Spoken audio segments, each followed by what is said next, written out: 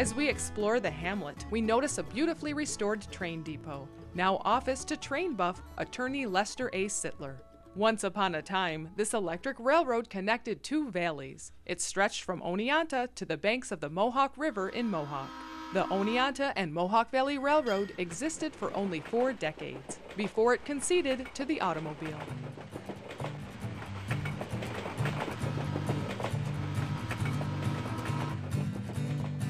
Freight train runs through this town at 5:30. Railroad bones, hobos, freeloaders, tattered and dirty. One of the best seats in the house, overlooking the busy intersection, is the barber's chair. Reed's Barber Shop is the place for a good old-fashioned haircut. $10. But for me, I can never be free. Look through the iron bars and the dusty railroad track. If you'd like dinner and a show, then the best place to watch the coming and goings of downtown Fly Creek is from your window table or the sidewalk cafe at Portello's. This family-run fine dining restaurant serves dinner every evening of the year. We bought this in 2002. And as we say, it was a reaction to 9/11. We wanted to come together as a family and do the local thing.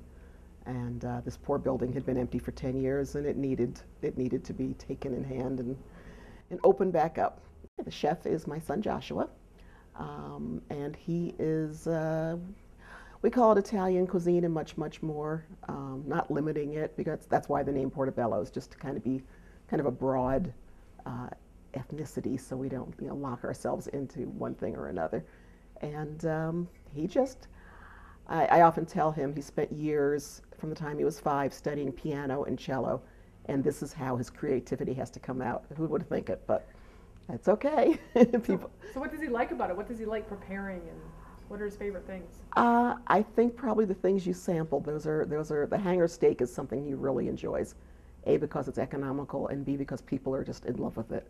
And it's really nice if you can do something that's economical for people, and it's not a $50 steak. It's it's an affordable meal, and that's a good thing. The chicken is the new thing that he just loves because it's kind of old school and it's not real shishi poo poo. It's just good honest food.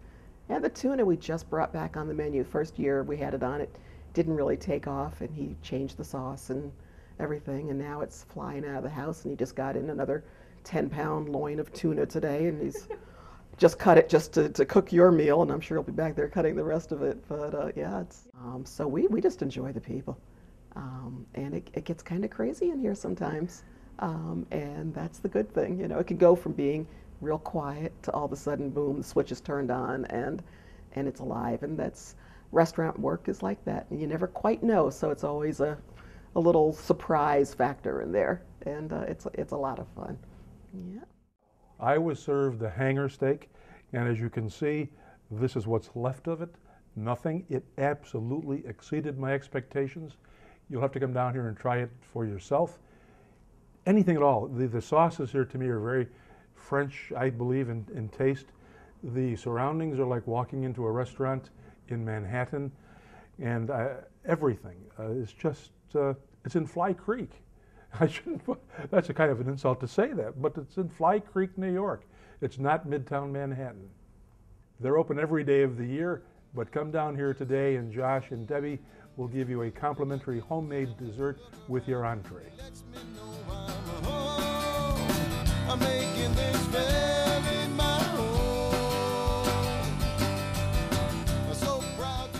At one time, Fly Creek had mills all along the banks of Oaks Creek and Fly Creek. It is one of the very few communities to not only still have its own historic mill, but to have one still in operation. The Fly Creek Cider Mill is a destination in itself, welcoming visitors from all over the country. The mill was originally built in 1856 as a water-powered processing facility that made apple cider, also had a lumber mill and a grist mill, and ran continually until about 10 years before my parents bought it in 1962. They purchased it and then started refinishing it as a small hobby, and it became their full-time business in the mid-'80s. and my wife and I bought it from them in 1999 and continue to grow it. Every farm in this area was a subsistence type farm before big dairy.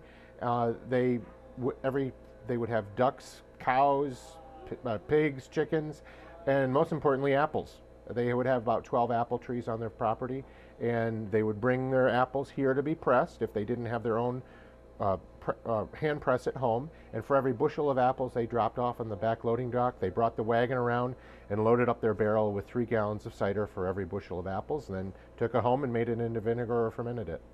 The machinery here was installed in 1889. It's a water-powered, water hydraulic press, state-of-the-art technology at that day.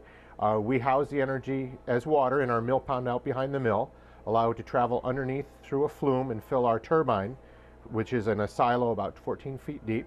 Once we open the gate, the water travels down through the turbine, spinning the line shafts and pulleys, which then deliver the power up to the press, which then creates water pressure through a pump onto the apples. We joke that it's probably the most inefficient way to make cider in today's modern day, but for us it really works. It's a great show for families to watch cider being made. We make cider on weekends from Labor Day through Thanksgiving. In November, we freeze about 5,000 gallons to sell during our spring and summer season. They want to see cider being made on the old machinery because for a lot of people, it's generations that have come back, 3 generations to watch cider being made here.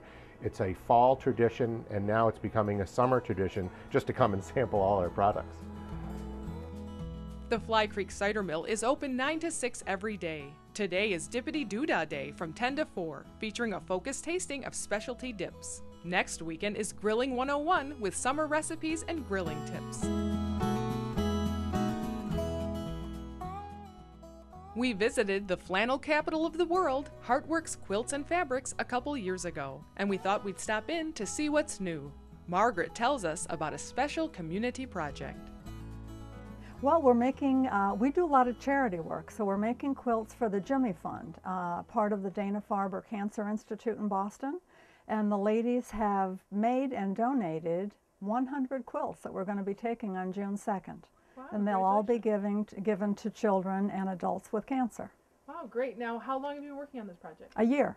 Oh, Yeah. Wow. We did it last year. Last year we did 35 quilts, and this year we've done 100. Wow.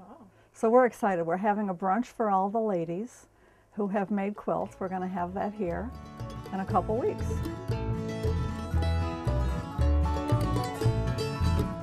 Traveling round